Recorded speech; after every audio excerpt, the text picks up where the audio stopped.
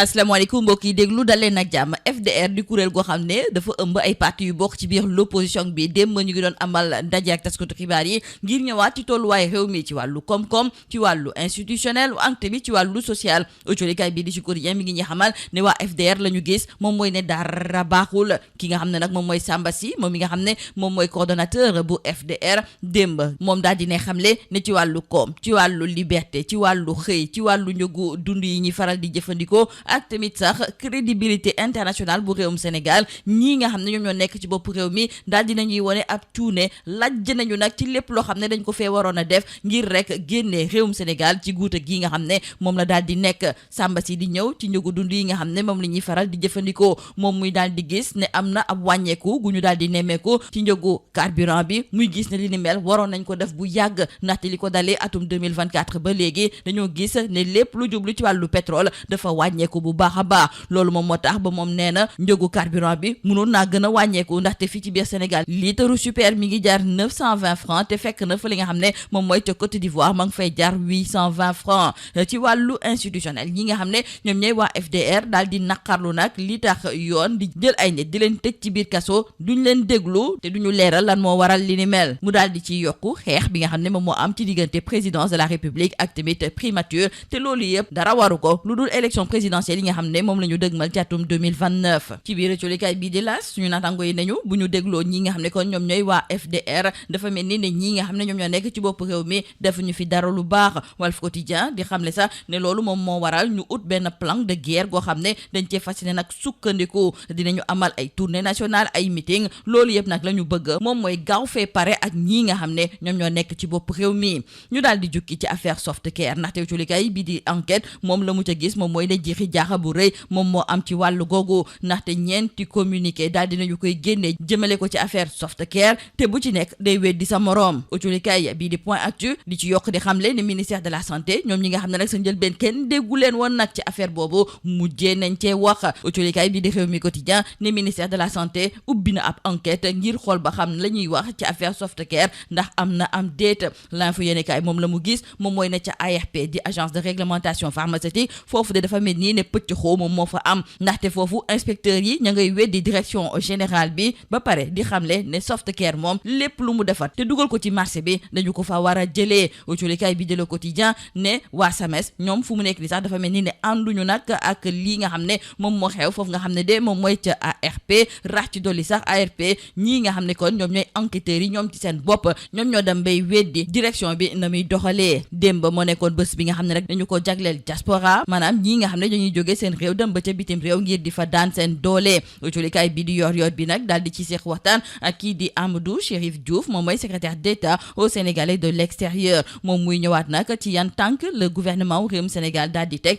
ngir jàppale diaspora bi fexe it ba ñoom ñu dugal seen loxo bu baax a baax ci développement réew mi njiitu réewum Sénégal di Bassirou Diomaye Diakhar Faye ñoo ngi koy xaar suba fa li nga xam ne moom mooy ca Casamance autolikaay bi di la témoin du ñu xamal ne foofu moom daal dinañu fay xëpp ay takk der yu bëri noonu la ñu daal di jëlee waa LGI ak tamit GIGN yóbbu leen foofu nga xam ne kon moom mooy ca Casamance ña nga fa depuis àllarba autolikaay bi di témoin di ci yokk di xamle ne ay éléments wu GMI tamit yóbbu nañu leen ca commissariat de police bu Ziguinchor jeexale ko autolikaay bi di Subatel ma ngay ñëwaat ci exploit maanaam lu fës looloo xam ne suñu médecin yi daal dinañu ko fay amal rawatina nag fa li nga xam ne moom mooy ca hôpital Dalal Jàmm ndaxte bi mooy ñaareelu yoon ñuy amal greffe de moelle osseuse ba pare di ko defee ci ni mu waree autolikaay bii di Subatel mi ngi ñee xamal ne centre hospitalier national Dalal Jàmm ginnaaw seen première greffe bi nga xam ne defoon nañu ko ci fukki fan ak juróom-ñeent ci weeru février ba atum 2025 ci fanweeri fan ci weeru novembre daal dinañuy defaat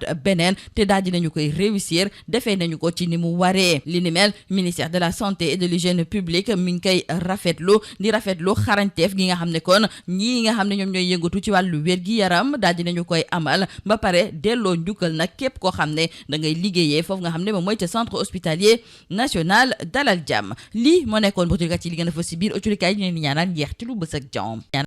Mesdames et messieurs, bonjour. Gouvernance économique, sociale et institutionnelle du Sénégal, le FDR, dresse un tableau sombre sur la situation économique actuelle ici au Sénégal. Mesdames et messieurs, bonjour. Gouvernance économique, sociale et institutionnelle du Sénégal, c'est le FDR qui, dans le journal Sud Quotidien, dresse un tableau sombre sur la situation économique, sociale et institutionnelle du pays. Réuni hier en conférence de presse, le Front pour la défense de la démocratie et de la République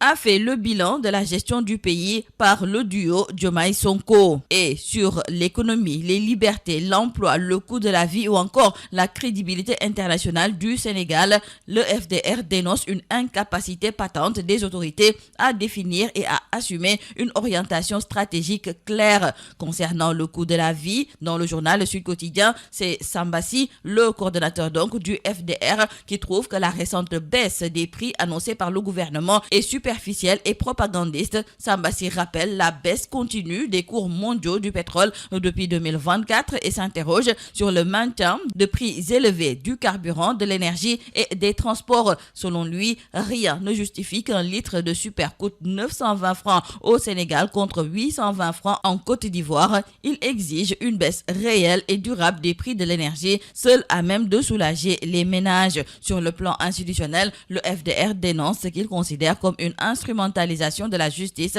des restrictions aux libertés et une guerre larvée entre la présidence et la primature autour de l'échéance présidentielle de 2029. Donc, retournons avec nos confrères du quotidien LAS concernant la gouvernance du pays. Le FDR tire un bilan tragicomique. Nos confrères du journal Walf Quotidien nous parlent même d'un plan de guerre de l'opposition pour faire face au régime Diomaye-Sonko. Nos confrères nous parlent entre autres de tournée nationale de meeting, car pour le FDR, il faut en finir au plus tôt avec ce régime malfaisant. Parlons à présent de l'affaire Softcare. Nos confrères du journal Enquête trouvent que c'est le grand flou. En effet, nos confrères notent 4 communiqués contradictoires en moins de 10 jours et les populations sont dans l'expectative. Les inspecteurs désavouent la direction générale et affirment que le retrait reste en vigueur. Et dans le journal Point Actu, l'on nous signale que le ministère de la Santé, qui est longtemps resté aphone sur cette affaire, se rattrape. Le ministère de la Santé annonce une enquête, nous disent nos confrères du journal Réumi Quotidien. Nos confrères du journal Le Quotidien vont même jusqu'à dire que le ministre de la Santé tente de sauver donc les apparences. Mais quoi qu'il en soit, retenons que le SAMES se démarque du régulateur. Et dans le journal L'Info, nos confrères trouvent que c'est plutôt au niveau de l'ARP, l'agence de réglementation pharmaceutique, que le bas blesse, car les inspecteurs ont carrément désavoué la direction générale et maintiennent que Softcare est un danger de santé publique. Pour nos confrères du journal L'Info, il y a fracture ouverte au sommet de l'ARP. La journée de la diaspora a été célébrée hier et aujourd'hui. Nos confrères du journal Yor Yorbi accueillent dans leur colonne le secrétaire d'État au Sénégalais de l'extérieur, Amadou Chérif Diouf. Et dans l'entretien qu'il a accordé à nos confrères, il dévoile sa feuille de route, à savoir la digitalisation via le New Deal Technology dès 2026, l'offensive sur l'épargne productive et création des cités de la diaspora entre protection des migrants et basculement vers le brain gain. Il détaille les ambitions du gouvernement